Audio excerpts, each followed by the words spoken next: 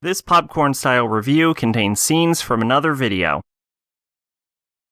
Rising of S.H.I.E.L.D. Hero, everyone was kind of talking about this when it came out. Basically, a bunch of people from alternate Earths. This is one of there are multiple versions of Earth fucking isekais that are out now, get ported to a fantasy world where they have to save the world separately, and there's a sort of like a convergence kind of like Marvel thing going on where there seems to be like another world and it's clashing and only one of them can live, which that aspect of it is pretty interesting. But the main idea is that the king fucking hates the main character who has the shield. They all have a legendary weapon, and he hates the fucking shield one, and so there's a huge conspiracy where like the main character ends up getting blamed for attempting to rape like the princess of the country, and she is just the most unlikable character, which if anything they actually do a good job. Like, she very rarely ever becomes so over the top that she becomes like a supervillain. She always feels real and believable, and that's kind of her strong suit, unlike say the Pope, who is also a character in the show, who was just a blatant supervillain, and that whole plot line was just lazy and came the fuck out of nowhere.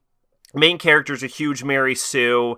They try and he's worse because he's like a 90s Mary Sue, where he's like dark and edgy. Oh, I'm buying slaves. But he also has no fucking flaws, and people are like, oh, he's a good person deep down. And like, all he does is like go around and clean up after the other heroes. But he never makes any real mistakes himself. And he's like stuck at level 40 for half the fucking show. And he's able to defeat like enemies that the other heroes can't beat at like twice his level. And the other heroes are fucking useless to a ludicrous degree. And it's just like, if you're gonna do this like 4-hero plot, like it's really generic in that regard. It doesn't, but it's fun, and it's got a lot of like interesting moments, and I don't end up disliking any of the characters except for the ones I'm supposed to dislike. So it's an entertaining watch. It's just, it's a flawed show, I would say.